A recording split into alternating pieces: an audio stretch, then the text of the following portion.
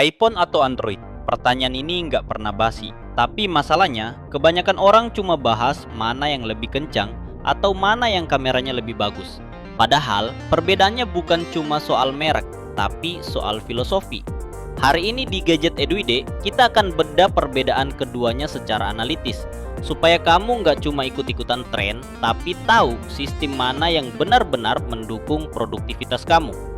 Pertama, kita bahas sistem operasinya. iOS itu ibarat perumahan elit yang serba diatur. Kamu nggak perlu mikir, semua sudah rapi, aman, dan seragam. Efeknya stabil banget. Di sisi lain, Android itu ibarat membangun rumah di tanah sendiri. Kamu bebas ganti genteng, cat dinding, sampai tata letak ruang tamu. Kamu punya kontrol penuh.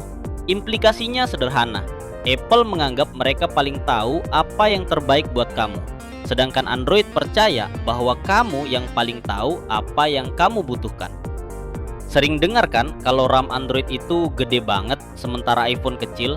Ada asumsi tersembunyi kalau RAM gede pasti lebih kencang. Faktanya nggak selalu. Karena Apple bikin chip sendiri dan OS sendiri, optimasinya luar biasa. Jadi jangan tertipu angka. Di Gadget Eduide kita harus paham kalau performa itu bukan cuma soal power, tapi soal seberapa efisien software mengelola hardware-nya. iPhone unggul di konsistensi, sementara Android unggul di variasi pilihan chip, dari yang murah sampai yang paling buas. Kalau bicara ekosistem, iPhone itu ibarat jebakan nyaman. Begitu kamu pakai MacBook dan iPad, pindah ke Android bakal terasa berat karena fitur seperti AirDrop. Tapi buat kamu yang suka pakai Windows atau sering ganti-ganti merek HP, Android adalah juaranya fleksibilitas. Soal kamera, ini masalah selera. iPhone menang di warna natural dan stabilitas video, standar emas buat konten kreator. Tapi kalau kamu suka eksplorasi foto, zoom gila-gilaan, atau mode makro yang unik, Android flagship seringkali lebih berani berinovasi. Mari kita luruskan dua mitos besar. 1. Android itu lemot. Ini biasanya datang dari orang yang bandingkan Android harga 2 juta sama iPhone harga 15 juta. Jelas nggak adil. Android flagship sekarang sudah sangat smooth. 2. iPhone lebih mahal karena lebih bagus.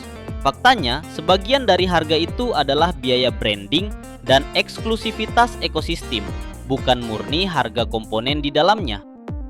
Kesimpulan logisnya, pilih iPhone kalau kamu mau HP yang simple, stabil, dan kamu sudah masuk di ekosistem Apple. Pilih Android kalau kamu adalah pengguna eksploratif yang menghargai kebebasan dan ingin fitur terbaru dengan budget yang lebih fleksibel. Jadi, kamu tipe yang mana? Pengguna praktis atau eksploratif? Tulis di kolom komentar kebutuhan kamu buat kerja, konten, atau game. Nanti saya bantu kasih rekomendasi yang paling rasional buat kamu. Saya dari Gadget Eduide, sampai jumpa di video berikutnya.